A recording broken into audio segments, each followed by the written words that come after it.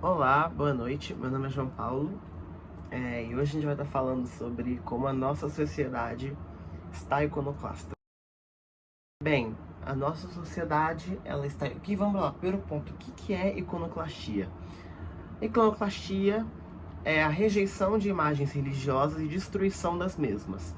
O exemplo muito famoso é a tomada do Império Otomano sobre a cidade onde ficava a igreja, que agora é mesquita, chamada Hagia Sophia, Santa Sabedoria. Quando a igreja foi tomada, eles rasgaram e quebraram muitos ícones que tinham nas paredes. O exemplo mais famoso é de um ícone de Jesus que metade está destruída, porque eles destruíram, certo? Então, partimos aí o que é iconoclasta, o que os iconoclastas fazem. Quem que eram os iconoclastas da antiguidade? Em sua maioria, religiões de outras vertentes abraâmicas, como os muçulmanos e judeus, que vinham e não gostavam das imagens católicas romanas e nem dos ícones católicos ortodoxos, e vinham e destruíam esses ícones e imagens. Por que isso? Segundo o Código de Conduta judaico e o Código de Conduta muçulmano, Deus não é representável por imagens. Logo, toda imagem, todo ícone é uma certa forma de blasfêmia. E isso eles destruíam. E também pela questão de não ser algo da religião deles. É o que os cristãos fizeram quando chegaram aqui na América Latina. Destruíram tudo que tinha da religião tupi e também na África, certo? Então, você vai parar para analisar, a iconoclastia ela é presente na nossa sociedade, só muda quem sofre e quem leva. Chegando nessa questão da iconoclastia nos tempos antigos, agora chegamos nos tempos modernos. Como é que a iconoclastia se manifesta hoje em dia? Não só na religião, é na cultura também. Veja bem, quando você vai em uma mostra de arte contemporânea, quando eu falo mostra de arte contemporânea, eu quero dizer do movimento contemporâneo. Eu vou pegar de exemplo Louise Bourgeois. Você vai pegar a arte da Louise Bourgeois, que é contemporânea. Eu falei que não é tanto porque ela não nasceu no tempo contemporâneo, porém ela se fundamentou na contemporaneidade, ela morreu em 2010. Ela tem uma arte muito bruta, uma arte que tem um vídeo dela que por isso que eu cito ela como iconoclasta. Uma arte, ela quebra, um vídeo daquela quebrando pratos e quadros. Outro exemplo de iconoclasta é o artista de música eletrônica Aphex Twin. O Aphex Twin, ele tem uma estética visual que não é para ser agradável. Tem uma capa de álbum dele, que eu vou deixar aqui, pronto, deixei, que é ele no corpo de uma mulher peituda, de uma mulher de biquíni nua. É para gerar esse desconforto, é para romper com os símbolos do que é bonito e do que é feio na sociedade. Isso é iconoclastia. É você quebrar ícones bonitos. Só que no caso agora não é feito na religião. Também é feito na religião, porque hoje em dia tanto é feito com quem é de matriz africana, tanto é feito com igrejas católicas. Como a gente viu na cátedra de São Pedro, onde foi destruído aí o altar, acho que é o altar menor ou maior, não lembro, mas foi destruído. E também nas religiões de matriz africana, todos os dias. Então, a iconoclastia ainda se preserva na religião? Sim. Porém, na nossa sociedade também se manifestou na cultura e também na arte. Também não, porque a arte é a cultura. A arte é tudo aquilo que você produz, sem exceção nenhuma. Respirar está sendo arte ultimamente. Então, você vai parar para analisar, a nossa sociedade está iconoclasta. Você vai a uma mostra contemporânea, por exemplo, e você vai ver, e as pessoas ficam escandalizadas por isso. Alguma obra que, por exemplo, vai ser uma pilha de areia caindo, uma banana colada no quadro, porque isso são coisas feitas para você questionar os ícones de beleza daquela sociedade. Só que a gente está percebendo que a arte está sendo jogada de esquerda, jogada ali para a esquerda. A arte está sendo jogada de campo de esquerda. Ela está sendo jogada para lá. A arte não tá tendo valia, igual na época, por exemplo, do Diego Rivera, que ele fazia um trabalhador com a cara do Lenin, era um escândalo, que salvava o comunismo. Não. Hoje em dia a arte está sendo jogada para a esquerda, onde a arte virou coisa de coxinha, a arte virou uma coisa que dá para cortar. Sendo que não. A arte é uma expressão do corpo, expressão do universo se experimentando. Então, você vai parar para analisar, Isso é tudo sendo jogado. Aí hoje em dia os artistas estão perdendo essa... Não esse senso estético, porque alguns têm, sim. Só que tá perdendo aquele preciosismo na arte. Aquele negócio gostoso da arte. A arte tá ficando amarga. E bendito seja Deus por isso. Sabe por quê? Porque tipo, de um mesmo lado que temos os iconoclastas, a gente tem o Parnaso novo. Parnaso, falem como quiser. O Parnaso, o que é o Parnaso? Lugar simbólico onde viviam os poetas. Parnaso é o que vai dar nome ao movimento artístico chamado parnasianismo. E o parnasianismo é a arte pela arte. É a arte sendo bonita, é a arte feita por ela. Como assim? O parnasianismo não tem foco na crítica social. O parnasianismo não tem foco naquilo que dá para trabalhar. O parnasianismo não é realista e nem romântico. O parnasianismo vai focar naquilo que é bonito, esteticamente falando. O parnasianismo, ele vai trabalhar sobre... o maior exemplo do parnasianismo é um poema sobre o vaso chinês. Que é um poema lindo que você vai ver sobre o vaso chinês. Não tem nada de crítica social ali escrita.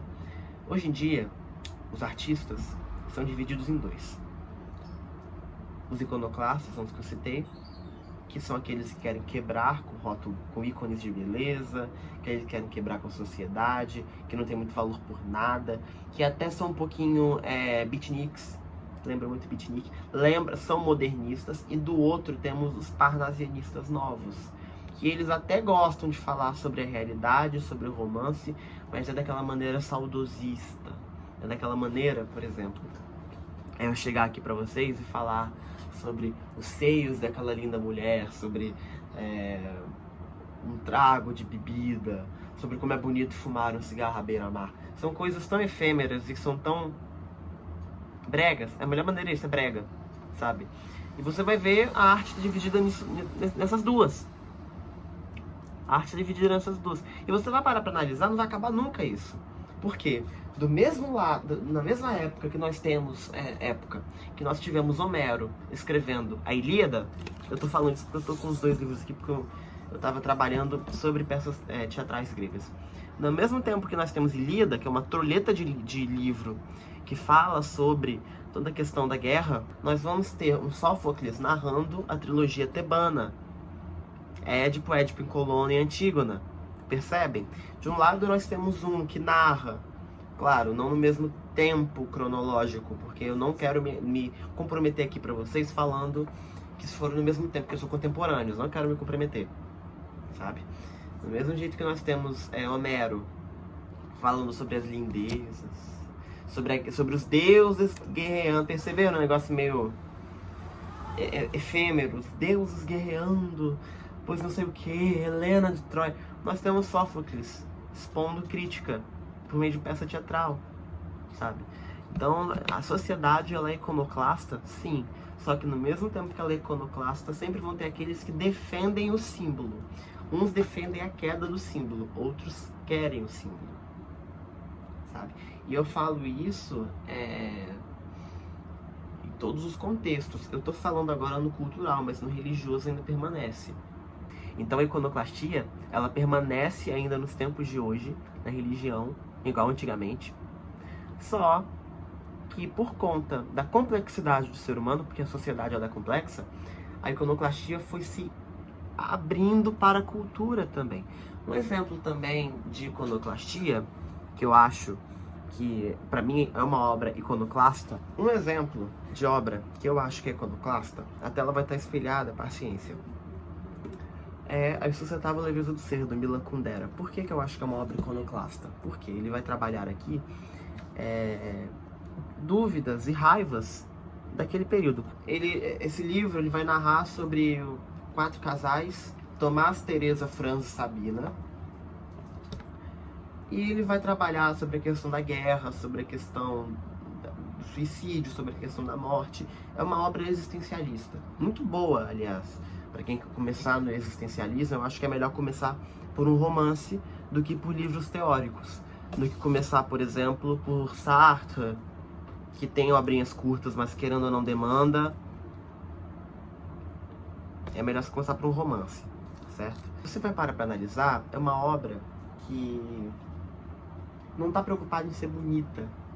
não é um José de Alencar da vida, não é um Balzac da vida. E nem Balzac se preocupava em ser um escritor bonito, tá? Eu tô falando isso porque Balzac, ele foi um marco para os românticos e para os realistas. Então, nessa despreocupação, o escritor iconoclasta vai se desconstruindo conceitos, desconstruindo coisas. Ele vai nesse livro aqui trabalhar a desconstrução do casamento, a desconstrução da sociedade, a desconstrução da morte, a desconstrução de muitas coisas, desconstrução da guerra, do ego. Mas eu vou dar um spoiler aqui, porque esse livro aqui ele é meio antiguinho, eu acho, né? Eu acho que eu dar spoiler é meio over. Não existe spoiler mais, gente, o autor até morreu. Vamos ler. Tô brincando. Vai chegar um ponto que o Franz, que é um personagem, ele vai para uma situação de guerra com outros libertários, e chegando lá, um deles morre, porque pisou numa mina. Morre, tipo, de maneira bruta. A primeira coisa que eles pensam é: ai meu Deus, isso é arte. Gente, uma pessoa morreu, sabe? Mesmo assim tem esse foco na coisa bonita, no arte pela arte, sabe? Então você vê como é que ele desconstrói conceitos. É importante também a gente ter essa visão. E o vídeo eu vou encerrar ele por aqui. Eu espero que tenha sido bom essa reflexão sobre uma sociedade iconoclasta. E decida sobre qual lado você quer estar. Eu, nesse momento, não sou parnasianista. Eu acho que a vida não está sendo feita para ficar nesse negócio efêmero, da arte bonita. Tanto que é muito doido, porque por mais que eu não seja, a minha irmã, ela nas correntes de raciocínio, ela acha que o debate sobre isso que eu tô falando é meio vão. Ela acha que é um debatezinho vão. Por mais que eu não seja parnasianista, alguns me veem como parnasianista, e acontece, porque a vida vai ser isso. Agora, se você quer ficar no Parnaso, só você lê Elaine Beata. Desculpa, pra mim... Todo parnasianista se leva muito a sério, tá? Ele vai dizer que ele escreve as obras, ele vai fazer poemas dedicados a escritores que morreram, ele vai fazer acontecer.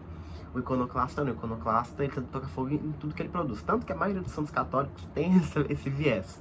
Santa Teresa d'Ávila, antes de morrer, tentou tocar fogo em todos os livros para ninguém achar nada, e acharam. São Felipe Neri, a mesma coisa. Para vocês verem como é que o termo é mais abrangente. Eu tô trazendo iconoclastia aqui, não num termo apenas aquele cunho dos otomanos, destruir ícones. Eu tô trazendo aqui iconoclastia de destruir símbolos, destruir ideias, tá? Olha, eu me prolonguei demais nesse final, né? Eu sei, mas é isso. Fiquei com Deus, agora eu vou me pôr a editar esse vídeo. 30 minutinhos quase. Bien, eu vou falar espanhol agora, porque não así mi tarefa on Duolingo. Esto. Adiós.